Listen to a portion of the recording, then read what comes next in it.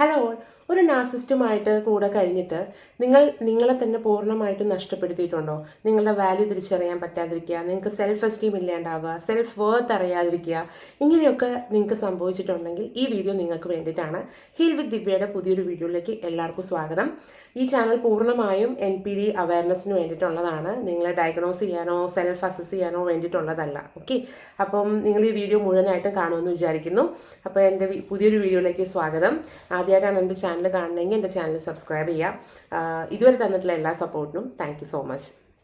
അപ്പം ഇന്നത്തെ വീഡിയോയിൽ നമ്മൾ ഡിസ്കസ് ചെയ്യുന്നത് ഒരു നാർസിസ്റ്റുമായിട്ട് നിങ്ങൾ ജീവിക്കുന്ന സമയത്ത് സ്വാഭാവികമായിട്ടും ഏറ്റവും കൂടുതൽ നമ്മൾ അനുഭവിക്കുന്നതെന്ന് പറയുന്നത് നമ്മളുടെ പൂർണ്ണമായിട്ടുള്ള ഐഡൻറ്റിറ്റിയെ മാറും, അല്ലേ?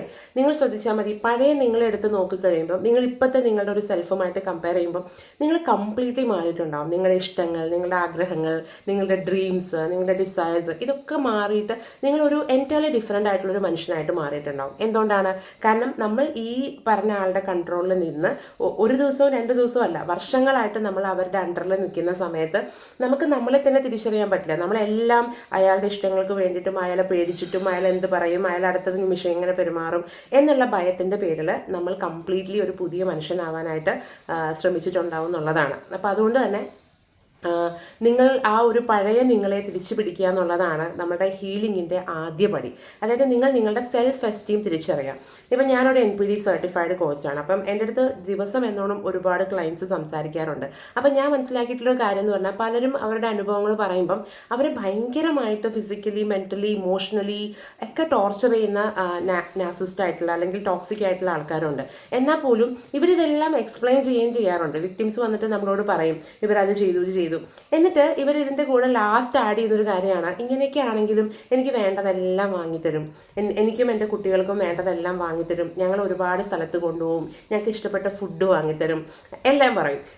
നിങ്ങൾ മനസ്സിലാക്കുക, നിങ്ങൾക്ക് ഇഷ്ടപ്പെട്ട ഫുഡ് വാങ്ങുക, നിങ്ങളുടെ മക്കൾക്ക് വേണ്ട സാധനങ്ങൾ വാങ്ങുക, നിങ്ങൾക്ക് ഇഷ്ടപ്പെട്ട ഡ്രസ്സ് വാങ്ങാൻ എന്നുള്ളതല്ല നമുക്ക് നമ്മുടെ ലൈഫിൽ ഒരു പാർട്ട്ണറോ അല്ലെങ്കിൽ അതുപോലെ ഒരാളുടെ ആവശ്യം. ഓക്കെ, നമുക്ക് മ്യൂച്വൽ ആയിട്ടുള്ള ലവ്, റെസ്പെക്റ്റ്, നമുക്ക് സ്പേസ് ഉണ്ടാവണം, നമുക്ക് നമ്മുടെ അഭിപ്രായങ്ങൾ പറയാനുള്ള സ്വാതന്ത്ര്യം ഉണ്ടാവണം, നമുക്ക് നാച്ചുറലി അവിടെ കൂളായിട്ട് പീസ്ഫുൾ ആയിട്ടിരിക്കാൻ പറ്റണം എന്നുള്ളതാണ് നമുക്ക് ഈ കല്യാണം അല്ലെങ്കിൽ പാർട്ട്ണറിൻ്റെ ഒക്കെ ആവശ്യം. അതല്ലാതെ നമുക്കിത് വാങ്ങിത്തരണമെങ്കിൽ നിങ്ങൾ ഫിനാൻഷ്യലി ഇൻഡിപെൻഡൻ്റ് ആയിട്ട് കാശ് സേവ് ചെയ്ത് വെച്ചിട്ട് നിങ്ങൾക്ക് വാങ്ങിക്കാം. ഓക്കെ, അതിൻ്റെ ആ ഒരു വാല്യൂ ഒന്ന് വേറെ തന്നെയാണ് കേട്ടോ. അപ്പോൾ നിങ്ങൾ മനസ്സിലാക്കുക, നിങ്ങൾക്ക് അങ്ങനത്തെ ടോക്സിക് ആയിട്ടുള്ള റിലേഷൻഷിപ്പാണ് ഉള്ളതെങ്കിൽ നിങ്ങളത് ഒരു തരത്തിൽ ന്യായീകരിക്കുക. അതിൻ്റെ അർത്ഥം നിങ്ങളത് വിട്ടിട്ട് പോകുന്നോ അല്ലെങ്കിൽ നിങ്ങളുടെ പാട്ടിന് പോകുന്നോ അല്ല. നിങ്ങൾക്ക് ടോക്സിക് ആണ്. ഇപ്പം വളരെയധികം ഫിസിക്കൽ അബ്യൂസ് ഒക്കെ നേരിട്ടിട്ട് ജീവിക്കുന്ന ആൾക്കാരുണ്ട്. അപ്പം ഈ ഫിസിക്കൽ അബ്യൂസ് എന്ന് പറഞ്ഞ് ഞാൻ മുമ്പും പറഞ്ഞിട്ടുണ്ട്, അതൊരിക്കലും ഒരു എന്താ പറയുക, നിങ്ങൾ വിചാരിക്കുന്ന പോലെ ഒരു റെഡ് ഫ്ലാഗ് മാത്രമല്ല, ഇറ്റ്സ് എ ഡേഞ്ചർ. അതൊരു ഡേഞ്ചർ തന്നെയാണ്. നല്ല മർമ്മസ്ഥാനത്തൊക്കെ നോക്കി നിങ്ങൾക്ക് നല്ലൊരു ഇടി തന്നു കഴിഞ്ഞാൽ നിങ്ങൾ ചത്തുപോകും, നിങ്ങളുടെ മക്കൾക്ക് പാരൻ്റ് ഇല്ലാതായി പോകും. ഓക്കെ, അപ്പോൾ അത് മനസ്സിലാക്കിയിട്ട് അതിൻ്റെ രീതിയിൽ നിൽക്കുക. അപ്പോൾ എനിവേ, അപ്പോൾ നമുക്ക് വിഷയത്തിലോട്ട് കിടക്കാം. നമ്മുടെ സെൽഫ് എസ്റ്റീം അല്ലെങ്കിൽ സെൽഫ് വർത്ത് റീബിൽഡ് ചെയ്യാനുള്ള കുറച്ച് കാര്യങ്ങളാണ് ഇന്നത്തെ വീഡിയോയിൽ നമ്മൾ ഡിസ്കസ് ചെയ്യുന്നത്. അപ്പോൾ ഒന്നാമത്തെ കാര്യം എന്ന് പറയുന്നത്, നിങ്ങൾക്ക് നടന്നിട്ടുള്ള ആ ഒരു അബ്യൂസസ് നിങ്ങൾ തിരിച്ചറിയുക, നിങ്ങൾ ആ ഒരു റിയാലിറ്റി മനസ്സിലാക്കുക എന്നുള്ളതാണ്. കാരണം ഞാൻ എന്താ പറയുക, എനിക്കിഷ്ടമുള്ള കാര്യങ്ങൾ ചെയ്യുമ്പം അത് തെറ്റല്ല. അതായത് നിങ്ങൾക്ക് ഇഷ്ടമുള്ള കാര്യങ്ങൾ, നിങ്ങൾക്ക് ഡാൻസ് കളിക്കാൻ ഇഷ്ടമുണ്ടാവും, നിങ്ങൾ പാട്ട് പാടാൻ ഇഷ്ടമുണ്ടാവും, നിങ്ങൾക്ക് യാത്രകൾ ചെയ്യാൻ ഇഷ്ടമുണ്ടാവും. അപ്പം നിങ്ങൾ അതൊക്കെ ചെയ്യുന്ന സമയത്ത് ഈ പറഞ്ഞ ആൾ കൺട്രോൾ ചെയ്യുകയാണെങ്കിൽ അതെൻ്റെ കുഴപ്പമല്ല, അത് അയാളുടെ കൺട്രോളിൽ ഇരിക്കണം എന്നുള്ള, അയാൾ ഫുൾ അറ്റൻഷൻ അയാൾക്ക് കിട്ടണം എന്നുള്ളതുകൊണ്ടാണ് അയാൾ അങ്ങനെ പറയുന്നതെന്നുള്ള റിയാലിറ്റി നിങ്ങൾ മനസ്സിലാക്കുക എന്നുള്ളതാണ് ഒന്നാമത്തെ കാര്യം. ഓക്കെ, ആൻഡ് രണ്ടാമത്തെ കാര്യം എന്ന് പറഞ്ഞത്, നിങ്ങൾ കുറേയൊക്കെ നിങ്ങളെ കെയർ ചെയ്യാനായിട്ട് സ്റ്റാർട്ട് ചെയ്യാം.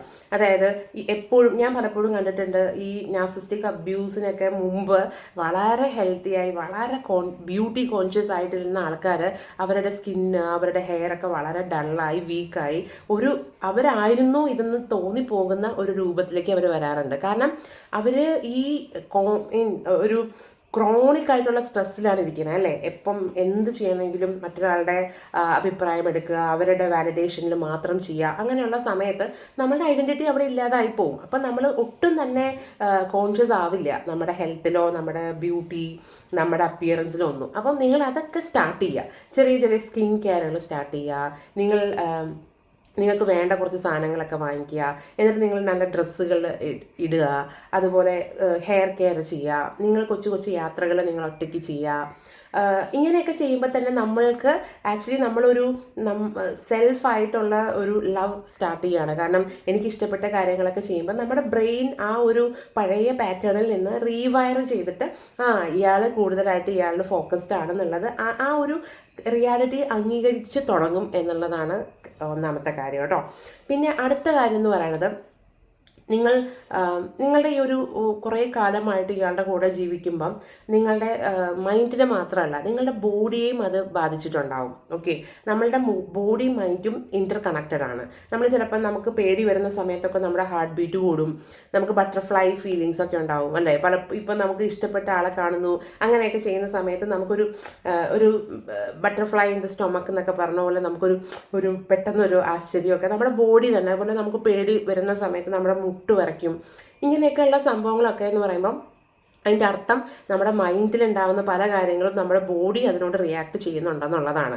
അപ്പം ഇത്രയും കാലം നിങ്ങൾ ഈ ടോക്സിക് സിറ്റുവേഷനിൽ ഇരിക്കുന്ന സമയത്ത് നിങ്ങളുടെ ബോഡിക്കും ഒരു സ്ട്രെസ്സ് കൊടുത്തിട്ടുണ്ടാവാം. അപ്പോൾ നിങ്ങളുടെ നെർവസ് സിസ്റ്റം തന്നെ ഡാമേജ്ഡ് ആണ്. അപ്പോൾ നിങ്ങൾ എന്ത് ചെയ്യണം, അതിനെ തിരിച്ചു പിടിക്കുക എന്നുള്ളതാണ്. അപ്പം നിങ്ങൾ പ്രോപ്പറായിട്ട് ഉറങ്ങുക, നിങ്ങളുടെ സ്ലീപ്പിംഗ് റൂട്ടീൻ റെഡിയാക്കുക, അതുപോലെ നിങ്ങൾ എക്സസൈസ് ചെയ്യുക, യോഗ അതുപോലെയുള്ള കാര്യങ്ങൾ ചെയ്യുക, നിങ്ങളെ പിന്നെ മെഡിറ്റേഷൻ ചെയ്യുക. ഞാൻ എപ്പോഴും പറയാറുള്ള കാര്യമാണ്, നിങ്ങളുടെ ബോഡിക്ക് വേണ്ടത് മൂവ്മെൻറ്റ്സും നിങ്ങളുടെ മൈൻഡിന് വേണ്ടത് കാംനെസ്സും ആണെന്നുള്ളത്. ഓക്കെ, അപ്പോൾ അത് നിങ്ങൾ ശ്രദ്ധിക്കുക. കാരണം നിങ്ങളുടെ ബോഡി മൂവ് ആവുന്ന സമയത്ത് നമുക്ക് ഇൻസ്റ്റൻ്റ് ആയിട്ടുള്ള ഡോപ്പമൈൻ കിട്ടും. എക്സസൈസ് കിട്ടുമ്പോൾ വളരെ ഹെൽത്തി ആയിട്ടുള്ള ഒരു ഡോപ്പമൈൻ സോഴ്സാണത്. ഓക്കെ, കുറച്ച് കഷ്ടപ്പെടണമെന്ന് മാത്രം.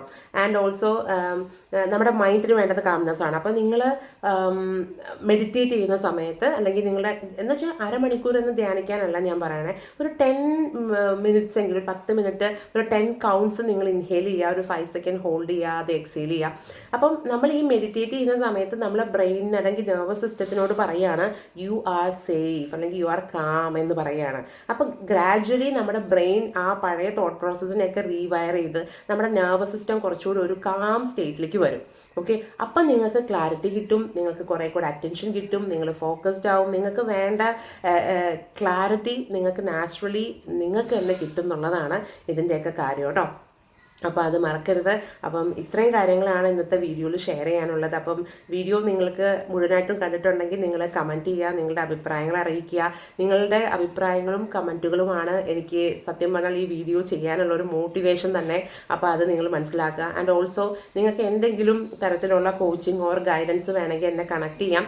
ഞാൻ എൻ്റെ നമ്പർ ഇവിടെ മെൻഷൻ ചെയ്തേക്കാം. ഞാനൊരു സർട്ടിഫൈഡ് NPD കോച്ചാണ്. അപ്പോൾ എന്നോട് സംസാരിക്കണമെങ്കിൽ നിങ്ങൾക്ക് സെഷൻ ബുക്ക് ചെയ്തിട്ട് സംസാരിക്കാവുന്നതാണ് കേട്ടോ. അപ്പോൾ എനിക്ക് ഈ നമ്പറിൽ മെസ്സേജ് അയച്ചു കഴിഞ്ഞാൽ ഞാൻ ബാക്കി ഡീറ്റെയിൽസ് ഒക്കെ ഷെയർ ചെയ്യാം. അപ്പോൾ അത്രയേ ഉള്ളൂ. അപ്പോൾ എല്ലാവരും ഹീൽ ചെയ്ത് എത്രയും പെട്ടെന്ന് നിങ്ങളുടെ സെൽഫ് എസ്റ്റീം ഒക്കെ റീബിൽഡ് ചെയ്യുമെന്ന് വിചാരിക്കുന്നു. അപ്പോൾ താങ്ക്